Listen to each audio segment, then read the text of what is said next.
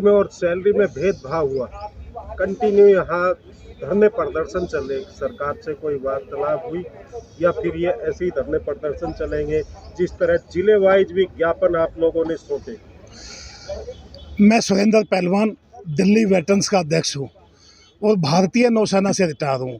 जैसा आपने कहा है, जो वन रैंक वन पेंशन में विसंगतियाँ हैं, ये बहुत ज़्यादा गैप करके OROP 2 में दिया है। और जो दिया क्या है, अनाउंसमेंट हुआ है, दिया तो है ही नहीं अभी। जो 1 जुलाई 2019 को जो सरकार ने OROP देना था, वो आज 2023 आ गई है, अभी तक भी उसका कोई वेयर अबाउट नहीं है। अनाउंसमेंट किया है लेकिन अभी तक दिया नहीं है। और विसंगतियां इतनी हैं, जो फिटमेट फैक्टर है उसका गुणांक अंक वो अलग अलग कर दिया है। अप टू हौलदार रैंक तक कुछ है, उसके ऊपर कुछ है, फिर अधिकारी का कुछ है, अलग अलग रेशो दे दिया है।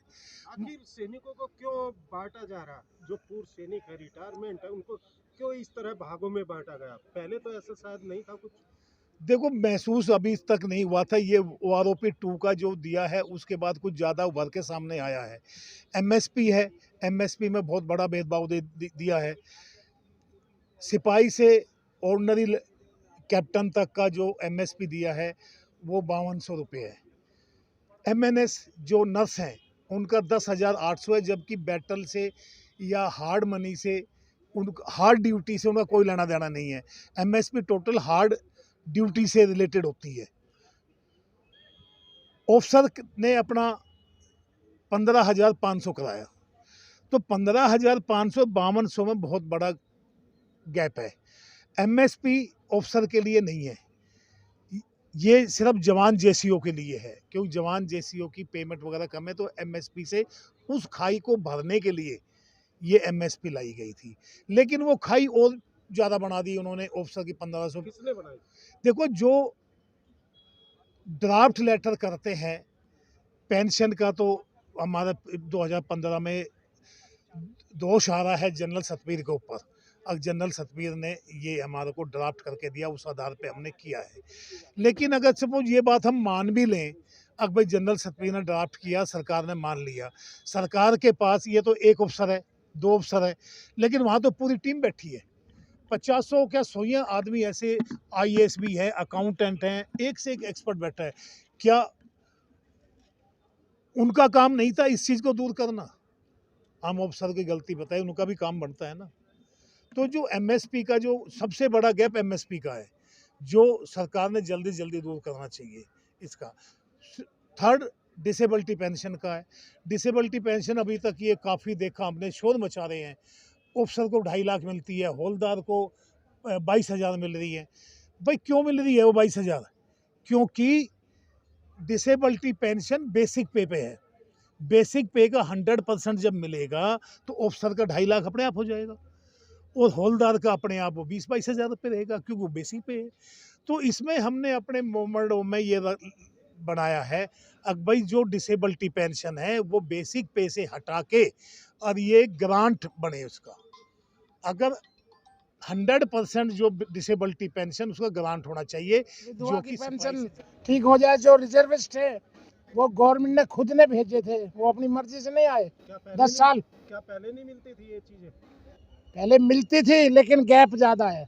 अगर एक अफसर का हाथ कटता है, एक सिपाही का हाथ कटता है, अफसर तो 2.5 लाख लेता है और सिपाही को मिलते हैं 26,000। ये कहाँ का न्याय है? बेसिक के हिसाब से दिया। बेसिक का क्या मतलब इससे? लड़ाई उसने भी लड़ी, लड़ाई बेसिक अफसरों को ज़्यादा मिलती है, हमें उससे कोई दुख नहीं। ठीक है, वो अफसर हैं, उनकी बेसिक ज़्यादा है तो तनख्वाह ज़्यादा होगी उनकी, उससे हमें कोई दिक्कत नहीं है। दिक्कत ये है ना कि MSP जो हमारी बराबर होनी चाहिए। हम भी फौज में लड़ाई लड़ रहे, वो भी लड़ रहे, तो उसको फालतू क्यों? MSP पे क्यों फर्क किया गया आप लोगों को? अब ये तो गवर्नमेंट बताएगी, हमें क्या पता है। कौन सी गवर्नमेंट ने की? जो भी गवर्नमेंट रही होगी, जिसने जब लागू की है ये। कब लागू? ये 2006 में लागू हुई थी। तो मैं तो 1984 में रिटायर होकर आ गया था। अभी तो कह रहे कि अभी मिलनी भी शुरू नहीं हुई, उससे पहले नहीं, हमें तो पहले ही नहीं मिल रही, क्योंकि मैं तो 84 में आया था। जी सर, देखा जा रहा है आपको 60 दिन हो गए धरने में बैठे हुए। ऐसा क्यों है? दो भागों में आप लोगों का धरना हो रहा है, इसको लेकर क्या? नहीं, ये एक्चुअली लोगों का परसेप्शन गलत है। ये दो भाग नहीं है, ये सभी भूतपूर्व सैनिकों का आह्वान है, धरना है। और ये एक्चुअल में कुछ लोग, ये हमारे भाई बंधु हैं, कुछ लोग अलग नहीं हुए। उनकी आवाज़ एक्चुअली मंजिल तो एक है, पर आवाज़ का तरीका अलग अलग है। OROP से, हाँ मैं बताता हूँ, जैसे OROP, ज़्यादातर लोगों को यही नहीं पता OROP क्या है, किस लिए है। उनको ये लगता है कि हम अफसरों को या उनकी महिलाओं को अगर हम बेइज्जत करेंगे तो हमें OROP मिल जाएगा। नंबर 2, उन्होंने आपदा में अवसर देखा, उन्होंने यहाँ हैवी कलेक्शन शुरू कर दिया पैसे का। यहाँ पैसे का कलेक्शन शुरू हुआ और हमने उसका वो लिया। हमने इनसे पूछा कि पैसा किस लिए लिया गया, क्योंकि 20 तारीख को जो सबसे बड़ा जो खर्चा हुआ था वो हमने तो किसी से पैसा कलेक्शन नहीं किया। तो इन्होंने उसके कारण उस चीज़ के लिए इन्होंने पैसा कलेक्शन किया और आज भी कलेक्शन करते हैं वो। तो जो फौजी इतनी दूर से आ रहा है, मतलब इंडिया में कहाँ से, कितने स्टेट से, 28 स्टेट, सब जगह सीधा कहना है, कलेक्शन की जा रही, पैसा इकट्ठा किया जा रहा है हाँ, धरने के नाम से। हाँ, धरने के नाम से कलेक्शन किया जाता है। मैं आपकी उस चीज़ का वो जवाब दे रहा हूँ कि यहाँ पे दो लोग क्यों बैठे हुए, दो जगह क्यों बैठे हुए हैं। क्योंकि आप OROP के लिए लड़िए, अपनी मांग OROP आपको कोर्ट से लेना पड़ेगा, आपको ये चीज़ विषय क्लियर करनी पड़ेगी। ये जो OROP 2 की जो विसंगति इतनी बड़ी है कि ये इसमें एक आध नहीं है, इसमें हर जगह पे त्रुटियां ही त्रुटियां हैं। पे बैंड में, पे मैट्रिक्स में, आपका जैसे MSP जैसे बता रहे थे, MSP में इन्होंने 3 भागों में बांट दिया। MSP में 5200 इन्होंने सूबेदार वगैरह तक, सूबेदार तक की है।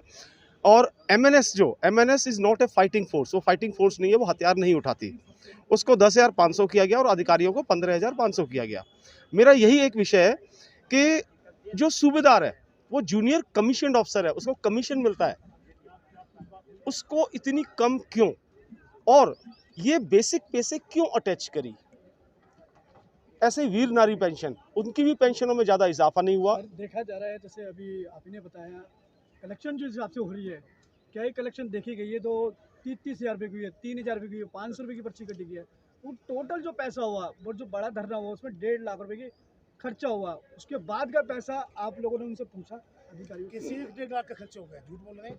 नहीं, हमारा जो खर्चा हमारा हमने तो दिया है, हमने तो टेंट वाले का हमारा हिसाब यहीं पर भी है। सर, हम यहाँ पे टेंट कर उसके हिसाब की बात नहीं कर रहे, हम पूर्व सैनिकों के हक की बात करने आए।